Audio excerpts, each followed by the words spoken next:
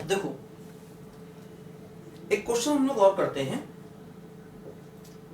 If limit x tending to 0 integral 0 to x t square upon under root a plus t d t whole divide by b x minus sine x equal to 1, और हमसे कहा गया है कि find a and b, a और b की values बताइए, है ना।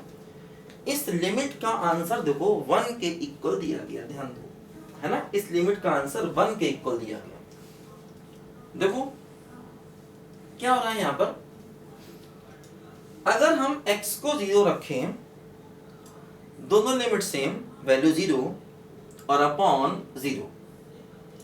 अगर x को 0 रखेंगे, देखो ये पहले से 0 है, ये भी 0, दोनों limit same, value 0 upon 0, 0 by 0 form बन रही है। इसका आंसर 1 दिया गया है। देखो ध्यान दो, इस लिमिट का आंसर 1 दिया गया। देखो अब अगर 0 बाय 0 फॉर्म बन रही है तो हम लॉपिटल रूल लगाएं।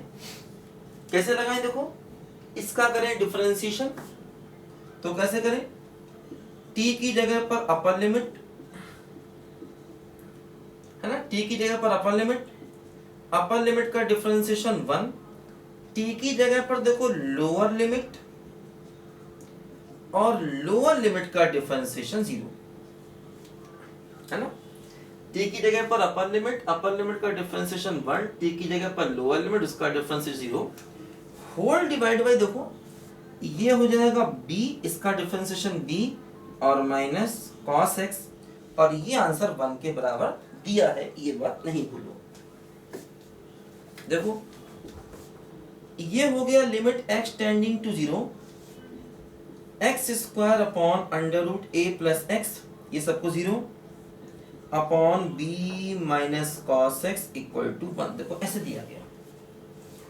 अब देखो अगर हम x को 0 रखें तो न्यूमरेटर हो जाएगा 0 और अपॉन b माइनस cos 0 यानी b माइनस 1।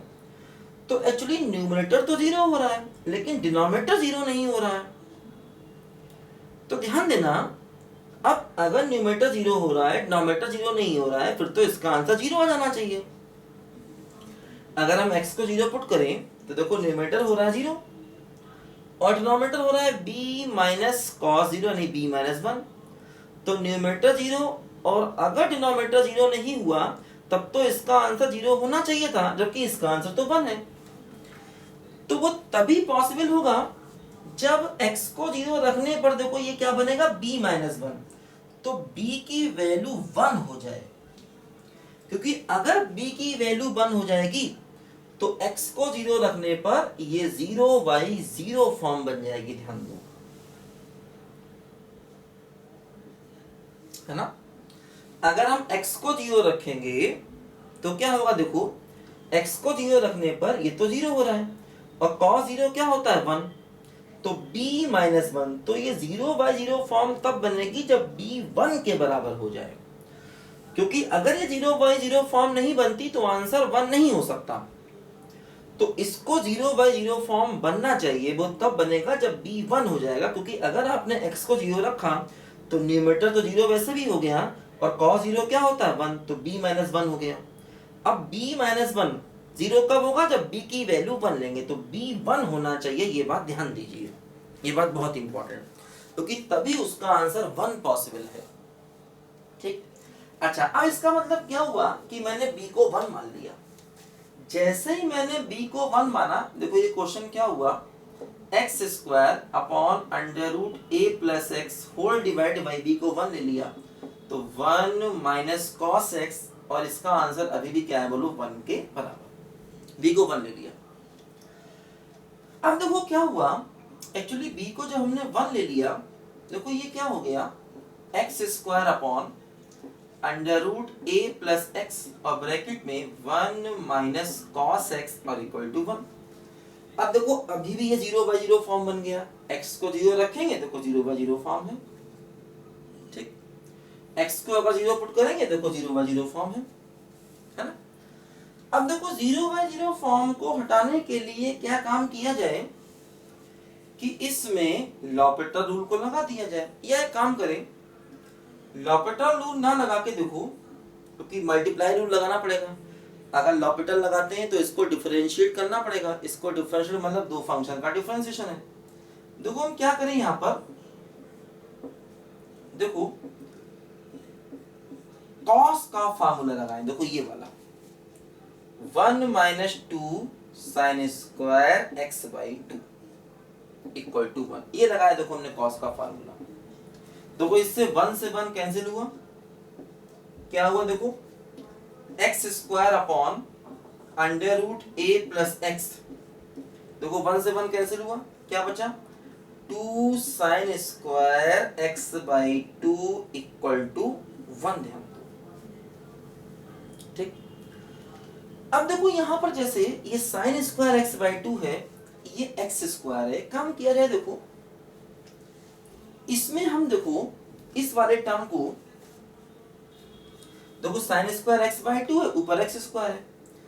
अब देखो अगर हम इनको थोड़ा सिंप्लीफाई करें, देखो इसको ऐसे लिखें x टेंडिंग टू 0, देखो एक काम करें इसको लिखें x/2 का whole square upon √a + x into 2, और इसे लिखें sin x/2 का होल स्क्वायर।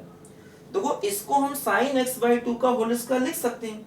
अच्छा यहाँ पर x² तो था, अब इसका मतलब इसमें 4 से मल्टीप्लाई करना पड़ेगा तभी वो बात बराबर आएगी, क्योंकि देखो ये x² था अपॉन 2 का स्क्वायर किया, देखो ये x²/4 इंटू 4, इसका मतलब हमें 4 से मल्टीप्लाई करना पड़ेगा तब जाके वो x² बनेगा वापस, ध्यान दो। और देखो इसकी वैल्यू 1 है। अब देखो क्या हुआ, ये टर्म पूरा का पूरा देखो 1 हो जाएगा, 1, क्योंकि x/2 अपॉन sin x/2 है ना, x/2 अपॉन sin x/2 उसका होल स्क्वायर, तो उसकी लिमिट 1 हो जाएगी, ध्यान दो। अब अगर हम x को 0 रखेंगे, देखो क्या बचेगा 4/2 √a और बराबर क्या हो गया 1, क्योंकि देखो इसकी लिमिट 1 हो जाएगी, ये बचेगा 4/2, x को रखा 0 तो 2√a बराबर 1, क्या हुआ बोलो 2/√a बराबर 1, तो √a बराबर 2, तो a की वैल्यू क्या हो गई बोलो 4 हो गई, यही देखो हमारे क्वेश्चन का आंसर। तो b की वैल्यू देखो 1 हो गई और a की वैल्यू 4 हो गई। अच्छा क्वेश्चन है, ध्यान देना, काफी अच्छा क्वेश्चन है ना। तो घर पे इसको आप करिए दोबारा से बिना देखे हुए, तब आपकी क्वेश्चन करने की और प्रैक्टिस होगी। काफी अच्छा क्वेश्चन है, लिखो सब बच्चे ध्यान से जल्दी से इसको, फिर मैं आपको और अच्छे क्वेश्चन बताता हूँ। देखो